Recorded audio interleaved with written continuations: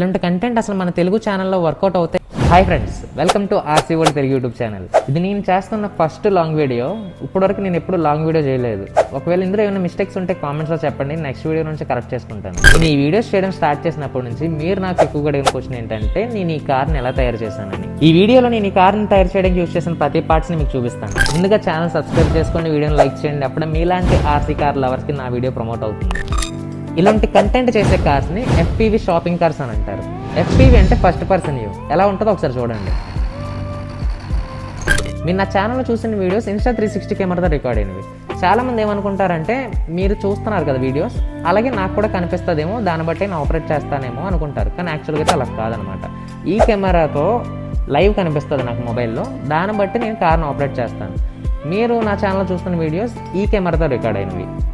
దాన్ని నేను ఇక్కడ ప్లేస్ చేస్తానన్నమాట. మీకు డీటెయిల్డ్గా అర్థం కావాలి కాబట్టి నేను ఈ కారు గురించి కొన్ని స్టెప్స్లా డివైడ్ చేశాను అనమాట ఎక్స్ప్లెయిన్ చేయడానికి. వీడియోని స్కిప్ చేయకుండా లాస్ట్ వరకు చూడండి.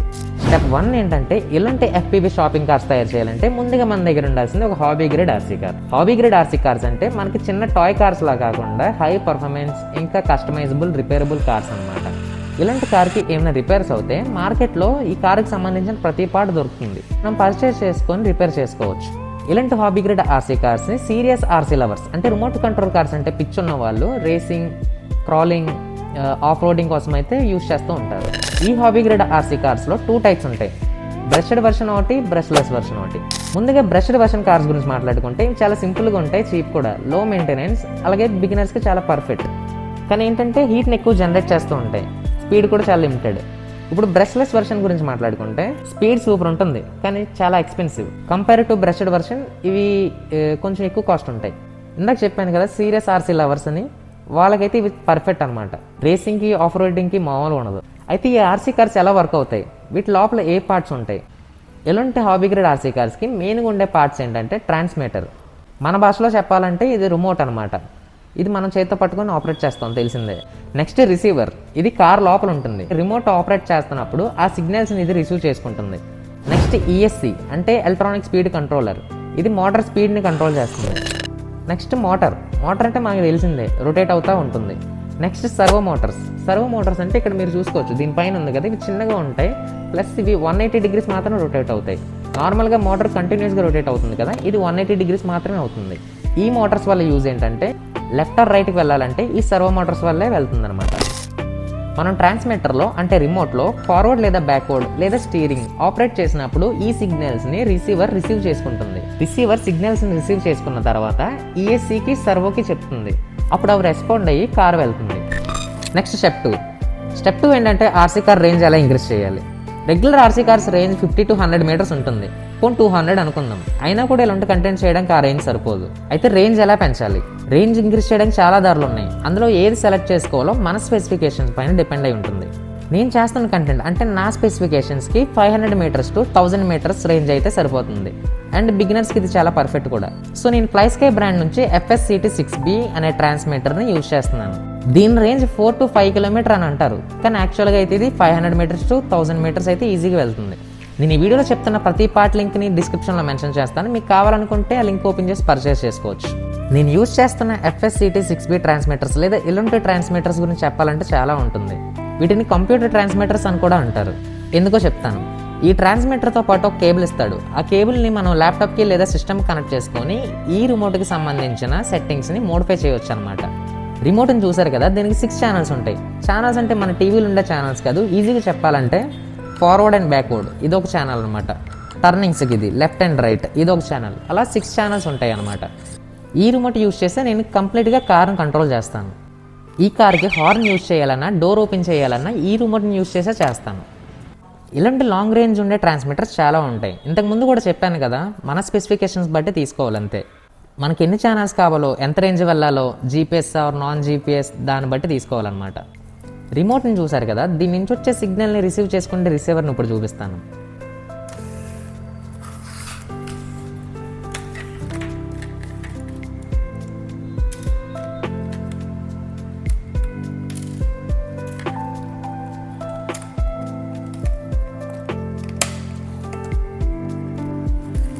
ఇదే రిసీవర్ అనమాట. రిమోట్ నుంచి వచ్చే సిగ్నల్ని ఇదే రిసీవ్ చేసుకుంటుంది. నెక్స్ట్ స్టెప్ 3 ఏంటంటే ఈ రిసీవర్ని మోటార్స్కి ఎలా కనెక్ట్ చేయాలి, సర్వో మోటార్కి అలాగే బ్రష్లెస్ అయినా బ్రష్డ్ మోటార్ అయినా ఎలా కనెక్ట్ చేయాలి వాటికి. ఫస్ట్ థింగ్ ఏంటంటే రిసీవర్ నుంచి డీసీ మోటార్కి లేదా సర్వో మోటార్కి కనెక్ట్ చేయాలంటే ముందుగా మన దగ్గర ఉండాల్సింది ఈఎస్సి అనమాట. ఇది నేను యూజ్ చేస్తాను ఈఎస్సి. ఇది 30A ఈఎస్సి అనమాట. 30A brushed version ESC. ఈ ఈఎస్సి వల్లే servo motor and DC or BLDC motor respond అవుతాయి. ఇప్పుడు ఇది రిసీవర్కి ఎలా కనెక్ట్ చేయాలో చెప్తాను. ఆల్రెడీ నా మోటార్ ఈ ఈఎస్సికి కనెక్ట్ చేసి ఉంది. అలాగే నేను ఎక్స్టర్నల్ యూబీఈసీ కూడా వాడాను అనమాట. ఈ 3 పిన్ని తీసుకొచ్చి మనం ఇందులో ఏ ఛానల్కైనా కనెక్ట్ చేయొచ్చు అనమాట. రిసీవర్లో నేను ఛానల్ 2కి అయితే కనెక్ట్ చేస్తాను దీన్ని. సో ఇలా కనెక్ట్ చేయాలన్నమాట రిసీవర్కి. స్టెప్ 4 ఏంటంటే మన స్పెసిఫికేషన్ తగ్గట్టు ఈఎస్సీని ఎలా సెలెక్ట్ చేసుకోవాలి. స్టెప్ 4లో ఫస్ట్ థింగ్ ఏంటంటే మనం ఏ మోటార్ యూజ్ చేస్తున్నామో చూసుకోవాలి. బ్రష్డ్ ఆర్ బ్రష్లెస్ ఈఎస్సీ కూడా సేమ్ టైప్ ఉండాలి. బ్రష్లెస్ మోటార్కి అయితే బ్రష్లెస్ ఈఎస్సీ, బ్రష్డ్ మోటార్ అయితే బ్రష్డ్ ఈఎస్సీ. సెకండ్ థింగ్ ఏంటంటే కరెంట్ రేటింగ్ బట్టి ఈఎస్సీని సెలెక్ట్ చేసుకోవాలి. ఒకవేళ కరెంట్ రేటింగ్ సరిగ్గా లేకపోతే ఈఎస్సీ అనేది బర్న్ అయిపోతుంది. నెక్స్ట్ థర్డ్ థింగ్ ఏంటంటే బ్యాటరీని బేస్ చేసుకొని ఈఎస్సీ వోల్టేజ్ సపోర్ట్ చూడాలి. ఫోర్త్ థింగ్ ఏంటంటే బీఈసీ అవుట్పుట్. బీఈసీ అంటే బ్యాటరీ ఎలిమినేటర్ సర్క్యూట్. సర్వో మోటార్స్కి అలాగే రిసీవర్కి పవర్ సప్లై ఇవ్వడం కోసం బీఈసీ యూజ్ చేస్తాం. ఇవి జనరల్గా ఈఎస్సీలో ఇన్బుల్ట్ ఉంటాయి అన్నమాట. ఒకవేళ మనం మల్టిపుల్ సర్వో మోటార్స్ యూజ్ చేస్తే ఎక్స్టర్నల్ యూబీఈసీ యూజ్ చేయడం బెస్ట్. నేను ఎక్స్టర్నల్ యూబీఈసీ యూజ్ చేస్తున్నాను ఎందుకంటే నేను 5 సర్వో మోటార్స్ యూజ్ చేస్తున్నాను అనమాట. ఒకటి డోర్కి, ఇంకోటి హార్న్కి, ఇంకోటేమో స్టీరింగ్కి, అండ్ ఇక్కడ 2 సర్వో మోటార్స్ యూజ్ చేస్తున్నాను. ప్యాన్ అండ్ టిల్ట్ సర్వో మౌంట్కి 2 సర్వో మోటార్స్ యూజ్ చేస్తున్నాను. ఫిఫ్త్ థింగ్ ఏంటంటే హెవీ యూసేజ్ వల్ల ఈఎస్సీ హీట్ అవుతుంది. ఆ హీట్ని రెడ్యూస్ చేయడానికే కూలింగ్ ఫ్యాన్ లేదా హీట్ సింక్ యూజ్ చేయాలి. నెక్స్ట్ స్టెప్ 5, ఏ బ్యాటరీ యూజ్ చేయాలి, ఎంత వోల్టేజ్ ఉన్న బ్యాటరీ యూజ్ చేయాలి. కరెక్ట్ బ్యాటరీ యూజ్ చేయాలంటే మీ ఈఎస్సీ ఇంకా మోటార్స్ పైన డిపెండ్ అయి ఉంటుంది. స్టెప్ 6 ఏంటంటే ఎఫ్పీవీ సెటప్ అనమాట. ఎఫ్పీవీ అంటే ఫస్ట్ పర్సన్ వ్యూ అని ఆల్రెడీ చెప్పాను. ఇలాంటి ఎఫ్పీవీ కార్స్కి లేదా డ్రోన్స్కి ఎఫ్పీవీ సెటప్పే బేస్ అనమాట ఆపరేట్ చేయడానికి. ఎఫ్పీవీలో 2 టైప్స్ ఉంటాయి, డిజిటల్ లేదా అనలాగ్ అనమాట. మనకి డీజే బ్రాండ్ డ్రోన్ తెలుసు కదా, దానికి యూజ్ చేసేది డిజిటల్ ఎఫ్పీవీ అనమాట. నేను దీనికి యూజ్ చేస్తుంది అనలాగ్ ఎఫ్పీవీ ట్రాన్స్మిటర్.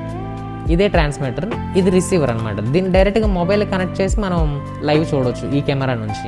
అది ఎలాగో చూపిస్తాను మీకు ఇప్పుడు.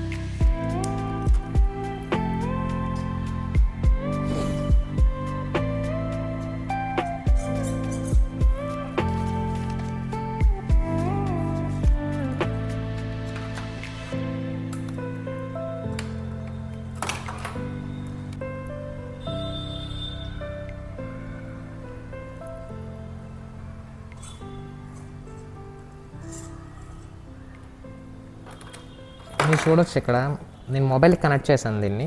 ఇది రిసీవర్ అనమాట, ఇది ట్రాన్స్మిటర్, ఇది నేను సపరేట్గా యూజ్ చేస్తున్న బ్యాటరీ. ఓవరాల్గా మొత్తం సెటప్కి ఒక బ్యాటరీ యూజ్ చేయవచ్చు, కానీ నాకు ఇలా బెటర్ అనిపించింది, అందుకే నేను ఇలాగ సపరేట్ బ్యాటరీ యూజ్ చేస్తున్నాను. మీరు చూడొచ్చు ఇది ఇక్కడ ట్రాన్స్మిటర్ ఆన్ అయ్యింది, ఇది రిసీవర్ అనమాట. ఇవి యాంటీనాస్, ఇదొక యాంటీనా, ఇదొక యాంటీనా. నేను కార్ను ఆపరేట్ చేస్తున్నప్పుడు ఈ రిజల్యూషన్లో నాకు కనిపిస్తుంది అనమాట. వీడియో క్లారిటీ చూసుకోవచ్చు మీరు, అసలు సరిగ్గా ఉండదు, బ్లర్గా ఉంటుంది అనమాట. అదే డిజిటల్ ఎఫ్పీవీ అయితే మనకి రిజల్యూషన్ చాలా బాగుంటుంది. ఇంకా డీటెయిల్డ్గా చెప్పాలంటే చాలా ఉంది, కానీ ఇప్పటికే వీడియో చాలా లెందీ అయింది కాబట్టి నెక్స్ట్ నుంచి ఏం చేస్తానంటే ఒక్కొక్క వీడియోలో ఒక్కొక్క టాపిక్ తీసుకొని దాని మీద వీడియో చేస్తానన్నమాట. ఇలాంటి కంటెంట్ అసలు మన తెలుగు ఛానల్లో వర్కౌట్ అవుతాయంటే అవ్వదు, ఎందుకు నెక్స్ట్ వీడియోలో చెప్తాను. రీసెంట్గా నేను 2 కార్స్ అయితే పర్చేస్ చేశాను, ఒకసారి మీకు చూపిస్తాను, ఆగండి. చూసారు కదా, యాక్చువల్గా అయితే నేను ఈ కార్ని యూజ్ చేయాలి దీని ప్లేస్లో, కానీ దీని delivery time around 15 days to 20 days పడుతుంది. అందుకని చెప్పి ఇది నేను అమెజాన్లో తీసుకున్నాను. ఇది రీసెంట్గానే వచ్చిందనమాట. దీని సస్పెన్షన్ చూడొచ్చు మీరు ఒకసారి.